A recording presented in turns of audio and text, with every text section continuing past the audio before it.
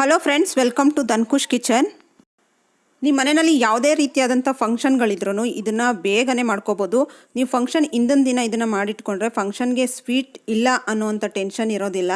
ಹಾಗೆ ಬೇಗ ಆಗುವಂಥ ರೆಸಿಪಿ ಇದು. ಜಿಲೇಬಿನ ನೀವು 10 ನಿಮಿಷದಲ್ಲೆಲ್ಲ ಮಾಡ್ಕೊಬಿಡ್ಬೋದು. ಮೇಲೆ ಕ್ರಿಸ್ಪಿಯಾಗಿ, ಒಳಗಡೆ ಜ್ಯೂಸಿಯಾಗಿ, ತುಂಬ ಟೇಸ್ಟಿಯಾಗಿ ನೀವು ಈಸಿಯಾಗಿ ಮನೆಯಲ್ಲಿ ಮಾಡ್ಕೋಬೋದು. ಅದು ಹೇಗೆ ಅನ್ನೋದನ್ನು ತೋರಿಸ್ಕೊಡ್ತೀನಿ. ಅದಕ್ಕೂ ಮೊದಲು ನನ್ನ ಚಾನಲ್ನ ಸಬ್ಸ್ಕ್ರೈಬ್ ಆಗಿ ಹಾಗೆ ಬೆಲ್ ಐಕಾನ್ನ ಕ್ಲಿಕ್ ಮಾಡಿ. ಬನ್ನಿ ಇವಾಗ ಮಾಡೋದು ಹೇಗೆ ನೋಡೋಣ. ಮೊದಲಿಗೆ 1 ಕಪ್ಪಷ್ಟು ಮೈದಾನ ತೊಗೊಂಡಿದ್ದೀನಿ. ಹಾಗೆ 1/4 ಕಪ್ಪಷ್ಟು ಹುಳಿ ಮೊಸರು ತೊಗೊಂಡಿದ್ದೀನಿ. 1 ಸ್ಪೂನ್ ಕಾರ್ನ್ಫ್ಲವರ್ ಪೌಡರು, ಅರ್ಧ ಸ್ಪೂನಷ್ಟು ಬೇಕಿಂಗ್ ಸೋಡಾ, ಹಾಗೆ 1.5 ಕಪ್ಪಷ್ಟು ಸಕ್ಕರೆ. ಫುಡ್ ಕಲರ್ನ ಬೇಕಂದರೆ ಯೂಸ್ ಮಾಡಿ, ಇಲ್ಲಾಂದರೆ ಸ್ಕಿಪ್ ಮಾಡಿ.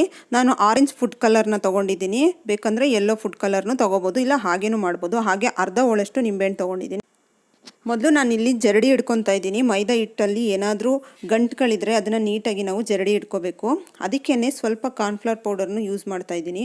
ಇದು ಆಪ್ಷನಲ್ಲು, ತುಂಬ ಕ್ರಿಸ್ಪಿಯಾಗಿ ಬರುತ್ತೆ ಹಾಕಿದ್ರೆ. ಕ್ರಿಸ್ಪಾಗಿ ಬೇಡ ಅನ್ನೋರು ಇದನ್ನು ಸ್ಕಿಪ್ ಮಾಡ್ಕೊಳ್ಳಿ.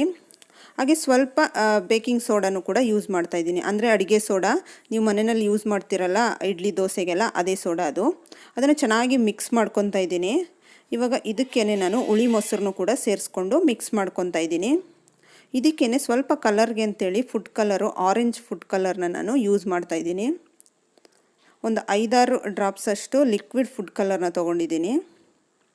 ಹಾಗೆ ಇದಕ್ಕೆ ಒಂದು 3/4 ಕಪ್ಪಷ್ಟು ನೀರು ಸಾಕಾಗುತ್ತೆ. ನಾನು ಸ್ವಲ್ಪನೇ ಹಾಕ್ಕೊಂಡು ಕಲಿಸ್ಕೋಬೇಕು. ಮೊದಲು ನಾವು ಇದನ್ನು ಗಟ್ಟಿಯಾಗೆ ಕಲಿಸ್ಕೋಬೇಕು. ನಾವು ಚೆನ್ನಾಗಿ ಅದನ್ನು ಬೀಟ್ ಮಾಡಿಕೊಂಡಷ್ಟು ಅದು ಸಾಫ್ಟ್ ಆಗುತ್ತೆ, ತೆಳು ಆಗುತ್ತೆ. ಹಾಗಾಗಿ ನಾವು ಫಸ್ಟಿಗೆ ಈ ರೀತಿ ಗಟ್ಟಿಯಾಗೆ ಮಾಡ್ಕೋಬೇಕು. ಮಾಡ್ತಾ ಅದು ತೆಳು ಆಗುತ್ತೆ. ಅಕಸ್ಮಾತ್ ತೆಳು ಆದರೆ ಸ್ವಲ್ಪ ಮೈದಾ ಹಿಟ್ಟನ್ನು ಸೇರಿಸ್ಕೊಳ್ಳಿ. ಈ ರೀತಿ ಚೆನ್ನಾಗಿ ಬೀಟ್ ಮಾಡ್ಕೊಳ್ಳಿ. ನೋಡಿ, ರೆಡಿ ಆಯಿತು. ಈ ರೀತಿ ತೆಗೆದು ಒಂದು ಸ್ಪೂನ್ನಲ್ಲಿ ಈ ರೀತಿ ಬಿಟ್ಟರೆ ಈ ರೀತಿ ಗಟ್ಟಿಯಾಗಿ, ನಿಧಾನವಾಗಿ, ಭಾರವಾಗಿ ಬೀಳಬೇಕು. ಈಗ ಬಿದ್ದಿದ್ರೆ ಕರೆಕ್ಟ್ ಕನ್ಸಿಸ್ಟೆನ್ಸಿ ಅಂತೇಳಿ. ಇವಾಗ ಇದನ್ನು ಮುಚ್ಚಿಟ್ಬಿಡೋಣ. ಸಕ್ಕರೆ ಪಾಕ ರೆಡಿ ಮಾಡ್ಕೊಳ್ಳೋಕ್ಕೆ ನಾನು ಸಕ್ಕರೆ ಮತ್ತು ಎಷ್ಟು ಸಕ್ಕರೆ ತೊಗೊಂಡಿರ್ತೀರೋ ಅದರಲ್ಲಿ ಅರ್ಧದಷ್ಟು ನೀರನ್ನು ತೊಗೋಬೇಕು. 1.5 ಕಪ್ ಸಕ್ಕರೆಗೆ ನಾನು 3/4 ಕಪ್ಪಷ್ಟು ನೀರನ್ನು ತೊಗೊಂಡಿದ್ದೀನಿ. ಅದನ್ನು ಈ ರೀತಿ ಎಳೆ ಪಾಕ ಬರೋಕ್ಕೆ ಮೊದಲು, ಸ್ವಲ್ಪ ಅಂಟು ಪಾಕ ಬಂದ ತಕ್ಷಣವೇ ನೀವು ಸ್ಟವ್ನ ಆಫ್ ಮಾಡಬೇಕು. ಇದಕ್ಕೂ ಕೂಡ ನಾನು ಸ್ವಲ್ಪ ಫುಡ್ ಕಲರ್ನ ಯೂಸ್ ಮಾಡ್ತಾ ಇದ್ದೀನಿ, ಚೆನ್ನಾಗಿ ಕಾಣಿಸುತ್ತೆ ಅಂತೇಳಿ.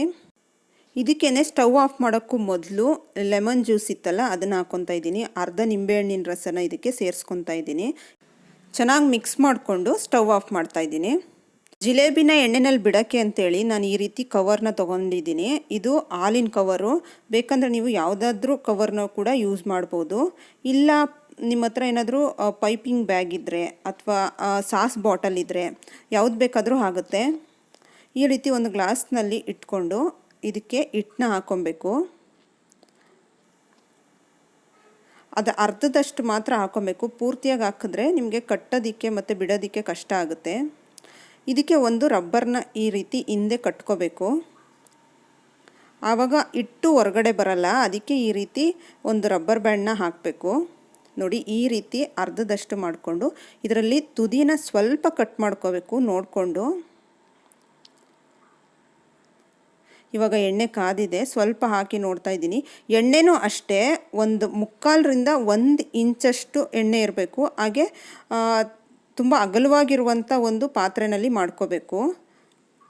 ಎಣ್ಣೆ ಜಾಸ್ತಿ ಇದ್ದರೆ ಬಿಡ್ತಾ ಇದ್ದಾಗೇ ನೋಡಿ ಈ ರೀತಿ ಎದ್ದು ಬರುತ್ತೆ. ಎಣ್ಣೆ ಕಡಿಮೆನೇ ಇಟ್ಕೋಬೇಕು. ಹಾಗೆ ಇದನ್ನು ಮೀಡಿಯಮ್ ಫ್ಲೇಮ್ ಇಟ್ಕೊಂಡು ಬಿಟ್ಕೋಬೇಕು. ನೀವು ಯಾವ ರೀತಿ ಆದರೂ ಬಿಡ್ಬೋದು. ಜಿಲೇಬಿನ ಈ ರೀತಿನೇ ಬಿಡಬೇಕು ಅಂತ ಏನಿಲ್ಲ, ನೀವು ಯಾವ ರೀತಿ ಬೇಕಾದರೂ ಬಿಟ್ಕೋಬೋದು, ಅದು ಚೆನ್ನಾಗೇ ಬರುತ್ತೆ.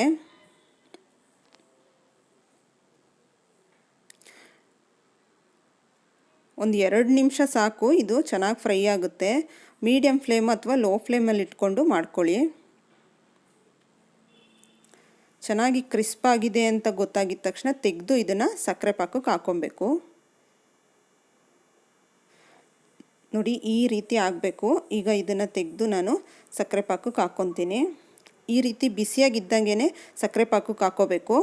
ಅಷ್ಟೇ ಅಲ್ಲದೆ ಸಕ್ಕರೆ ಪಾಕನೂ ಕೂಡ ಬಿಸಿ ಇರಬೇಕು. ಅಂದರೆ ತುಂಬ ಬಿಸಿ ಇರಬಾರ್ದು, ಸ್ವಲ್ಪ ಬಿಸಿ ಇರಬೇಕು. ಬಿಸಿ ಇದ್ದಾಗಲೇ ಅದು ಸಕ್ಕರೆ ಪಾಕನೆಲ್ಲ ಚೆನ್ನಾಗಿ ಹೀರ್ಕೊಳ್ಳುತ್ತೆ. ಈ ರೀತಿ ಮಗ್ಚ್ಕೋಬೇಕು 1 ನಿಮಿಷ ಆದಮೇಲೆ. ನೆಕ್ಸ್ಟ್ ಸೆಕೆಂಡ್ ಬ್ಯಾಚ್ ಕೂಡ ನಾನು ಅಲ್ಲಿ ಎಣ್ಣೆಗೆ ಬಿಟ್ಟಿದ್ದೀನಿ. ಅದು ರೆಡಿ ಆಗೋಷ್ಟರಲ್ಲಿ ಇದನ್ನು ನಾವು ಸಕ್ಕರೆ ಪಾಕದಿಂದ ತೆಗಿಬೇಕು. ಜಾಸ್ತಿ ಬಿಟ್ಬಿಟ್ರೆ ಮೆತ್ತಗಾಗ್ಬಿಡುತ್ತೆ. ಈ ರೀತಿ ತಿರುವಾಕೊಂಡು ಅದನ್ನು ತೆಗಿಯೋಷ್ಟರಲ್ಲಿ ಇದನ್ನು ಕೂಡ ತೆಗೆದುಬಿಡಬೇಕು. ನೋಡಿ, ಈ ರೀತಿ ತೆಗೆದ್ಬಿಟ್ಟು ಇವಾಗ ಅದನ್ನು ಕೂಡ ಸೇರಿಸಿದ್ದೀನಿ. ಈ ರೀತಿ ನನಗೆ 3 ಬ್ಯಾಚ್ ಆಯಿತು. ಆಲ್ಮೋಸ್ಟ್ ನನಗೆ 35 ಜಿಲೇಬಿಗಳು ಆಯಿತು 1 ಕಪ್ ಹಿಟ್ಟಿಂದ. ನೋಡಿ ಎಷ್ಟು ಚೆನ್ನಾಗಿ ಬಂದಿದೆ ಅಂತೇಳಿ. ಇದನ್ನು ಮುರಿದು ತೋರಿಸ್ತೀನಿ. ತುಂಬ ಕ್ರಿಸ್ಪಿಯಾಗಿ ಬಂದಿತ್ತು, ಅಷ್ಟೇ ಟೇಸ್ಟಿಯಾಗಿ ಬಂದಿತ್ತು. ಮೇಲೆಲ್ಲ ಕರಗಿ ಒಳಗಡೆ ಜ್ಯೂಸಿಯಾಗಿ ತುಂಬಾ ರುಚಿಯಾಗಿತ್ತು.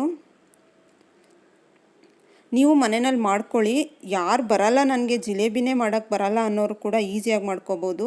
ಯಾಕೆಂದರೆ ಇದನ್ನು ಹೀಗೆ ಮಾಡಬೇಕು ಅಂತ ಏನಿಲ್ಲ, ನೀವು ಹೆಂಗೆ ಬೇಕಾದರೂ ಮಾಡ್ಕೋಬೋದು. ಅಳತೆ ಕರೆಕ್ಟಾಗಿ ನೀವು ಹಾಕ್ಕೊಂಡ್ರೆ ನೀವು ಜಿಲೇಬಿನ ಹೇಗೆ ಬೇಕಾದರೂ ಎಣ್ಣೆಯಲ್ಲಿ ಬಿಡ್ಬೋದು.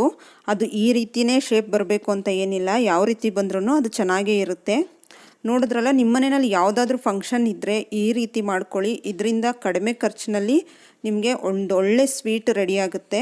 ಈ ವಿಡಿಯೋ ನಿಮ್ಗೆ ಇಷ್ಟ ಆಗಿದೆ ಅಂತ ತಿಳ್ಕೊತೀನಿ. Thanks for watching.